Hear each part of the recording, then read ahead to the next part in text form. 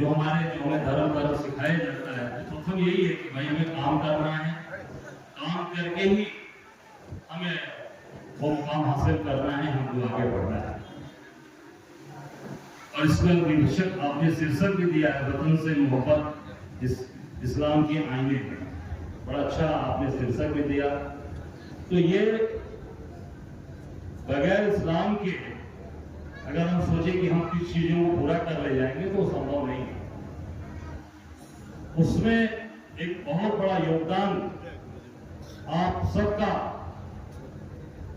हम सबका एक साथ मिलकर जो ये चल रहा है, ये जो एक परिवार, एक भाईचारा, यही आज पूरे समाज को बांध कर लेके चल रहा है। इस देश की मजबूती के लिए, इस राष्ट्र की मजबूती के लिए, जैसे हमारे साथियों ने अब्दुल कलाम साहब का नाम लिया, तमाम ऐसे लोग हैं जिन्होंने इस राष्ट्र के लिए अपनी कुर्बानी दी, इस वतन के लिए, इस समाज को बनाने के लिए, इस हिंदू एकता भाईचारा के लिए।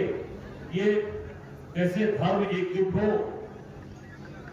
चाहे वो हमारे कलाम साहब, मौलाना कलाम साहब, हमारे पूर्व राष्ट्रपति डॉक्टर एपीजे अब्दुल कलाम साहब, आप देखिए बगल में हमारे गाजीपुर के बहादुर साथी जिन्होंने अपने वतन के लिए अपनी जान कुर्बान की, वीर अब्दुल हमीद, अशफाकुल्लाह खान साहब, ऐसे बहादुर लोग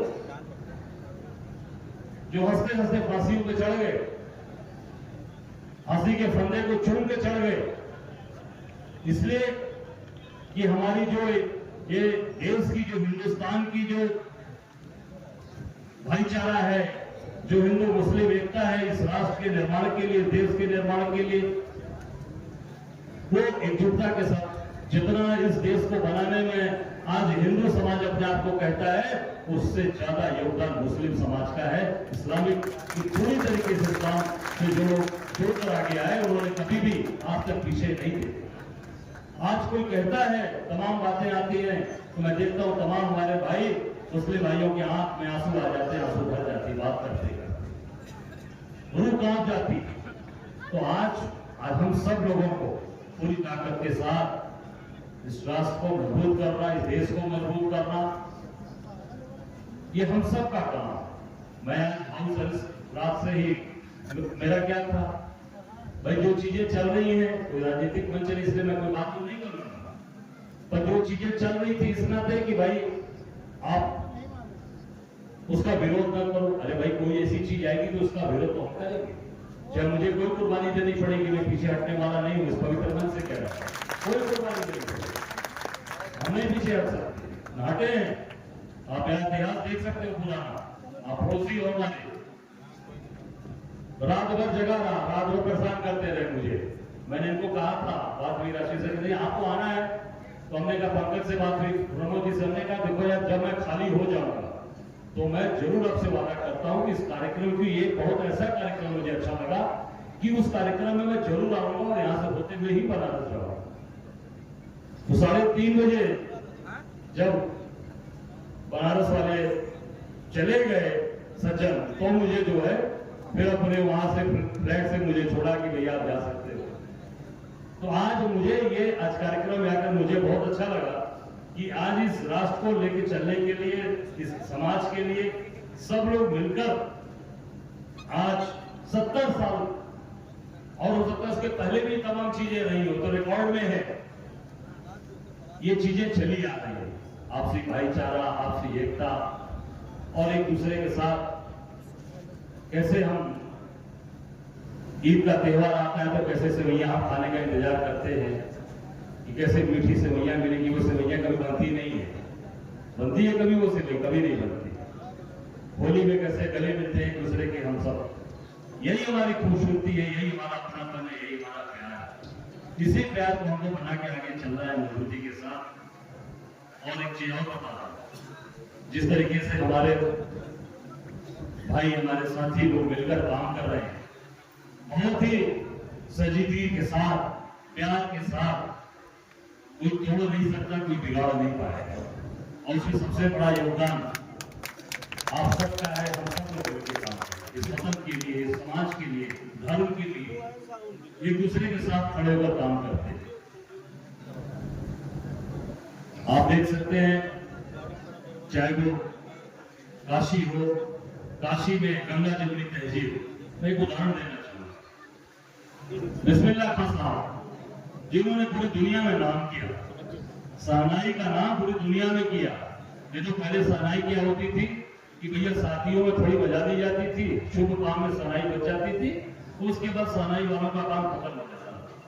बिस्मिल्लाह खान साहब ने शहनाई को देश नहीं दुनिया के पटल पर ले जाकर बजाया, पूरी दुनिया को बताया कि शहनाई अंतरराष्ट्रीय आज ये वादन है, अंतरराष्ट्रीय हमारे देश का ऐसा ये वादन है, ये पूरी दुनिया के अंदर बजाया। और जो वो बजाते थे, जो पूरे शहनाई का जहां अभ्यास करते थे, जहां लगातार वो बजाते थे, कौन सी जगह मालूम है आपको? कोई जानता है? बिस्मिल्लाह खान साहब जो अपने अभ्यास करते थे शहनाई का, वो बनारस की कौन सी जगह पे करते थे? बालाजी घाट।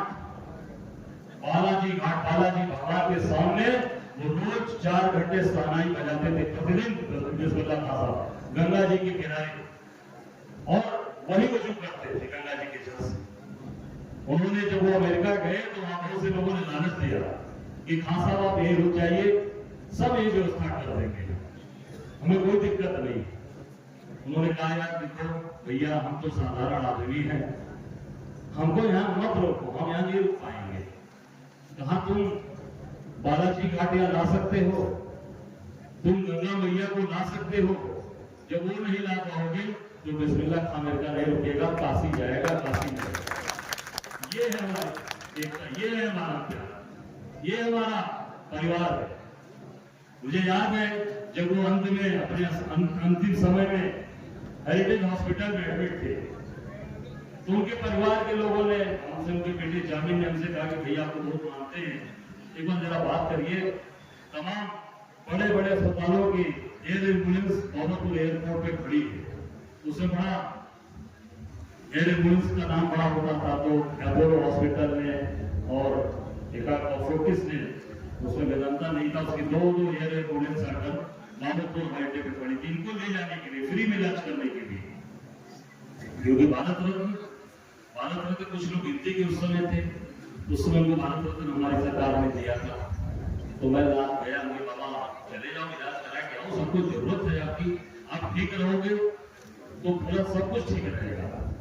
तो मेरा उन्होंने हाथ पकड़ लिया ऐसे, कहा कि अजय बाबू और आखिरी समय में काशी मत छोड़ो, हम इसी काशी में अपना प्राण त्यागेंगे, हम बाहर नहीं जाएंगे। ये प्यार, ये हिंदू मुस्लिम एकता की बात मैंने कहा, वो नहीं गया बोला, और वही प्राण दूसरे दिन उनका फिर वही गया, वही उन्होंने शरीर छोड़ा।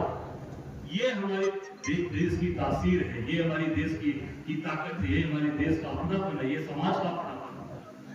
आप देख सकते हैं बनारस के अंदर बनारसी साड़ी, हमसे कई लोगों से पूछा, मैंने कहा भैया बनारसी साड़ी बुनी जाती है, बनारसी साड़ी बुनकर बनता है। आप देखेंगे 90% 95% बुनकर मुस्लिम समाज से आता है, 5% राजभर पटेल है। हमने कहा बनारसी साड़ी बनारस से बुनी जाती है, और बनारसी साड़ी पहचान किसकी है?